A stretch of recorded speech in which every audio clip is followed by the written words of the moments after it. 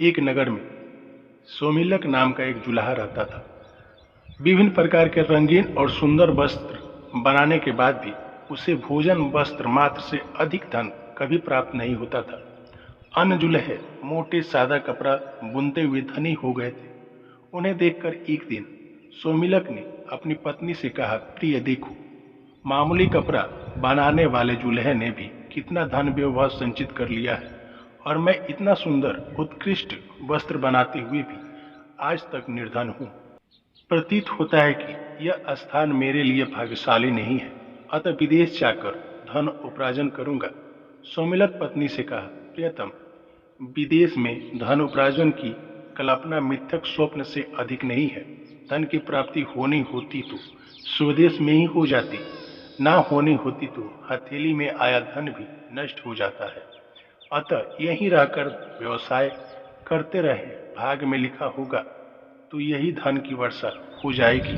अपने पत्नी की बात सुनकर सोमिलक ने कहा, भाग अभाग की बातें तो कायर लोग करते हैं। लक्ष्मी उद्योगी और पुरुषार्थ शेर नर को ही प्राप्त होता है। शेर को भी अपने भोजन के लिए उद्यम करना पड़ता है। मैं भी उद्यम करूंगा, विदेश जाकर धन संचय का प्रयत्न करूंगा।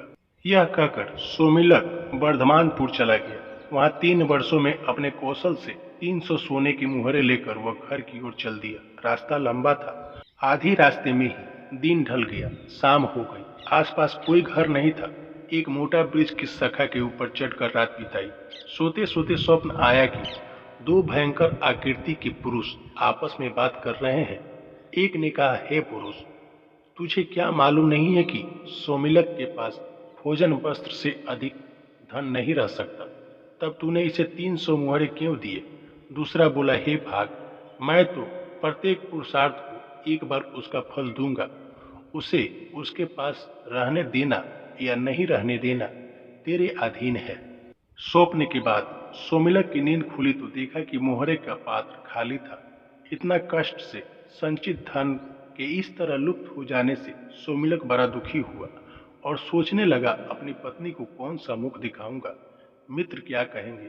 यह सोचकर वह फिर वर्धमानपुर को ही वापस आ गया। वह दिन रात घोर परिश्रम करके उसने वर्षों तक मेहनत करके 400 मोहरे जमा कर ली।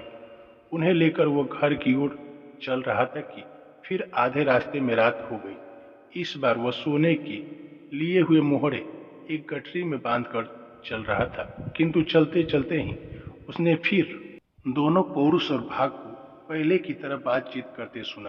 भाग ने फिर वही बात कही, हे पौरुष, क्या तुझे मालूम नहीं कि सोमिलक के पास भोजन वस्त्र से अधिक धन नहीं रह सकता, तब तूने उसे 400 मोहरे क्यों दिए?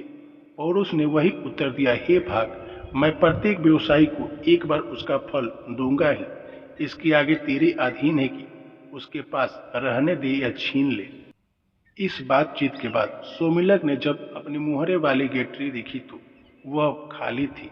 इस तरह 2 बार खाली हाथ होकर सोमिलक का मन बहुत दुखी हुआ। उसने सोचा, इस धनहीन जीवन से तो मृत्यु ही अच्छी है। आज इस वृक्ष की टहनी से रस्सी बांधकर उस पर लटक जाता हूँ और यहीं प्राण दे देता हूँ। गले में फंदा लगा उसने टहनी से बांधकर जब वो लटकने ही वाला था कि उसे आकाशवाणी हुई, सोमिलक, ऐसा दुस्साहस मत करना। मैंने ही तेरे धन चुराए हैं। तेरे भाग में भोजन वस्त्र मात्र से अधिक धन का उपभोग नहीं लिखा। व्यर्थ के धन संचय में अपनी शक्तियां नष्ट मत कर। घर जाकर सुख से रह। तेरे साहस से तो मैं प्रसन्न हूँ। तू चाहे तो एक वरदान मांग ले, मैं तेरी इच्छा पूरी करूंगा। सोमिलक ने कहा, मुझे वरदान में प्रचुर धन दे दो। अदृश्य देवता ने उत्तर दिया, धन का क्या उपयोग? तेरे भाग में उसका उपभोग नहीं है। भोग रहित धन को लेकर क्या करेगा? सोमिलक तो धन का भूखा था। बोला, भोग हो या ना हो, मुझे धन ही चाहिए।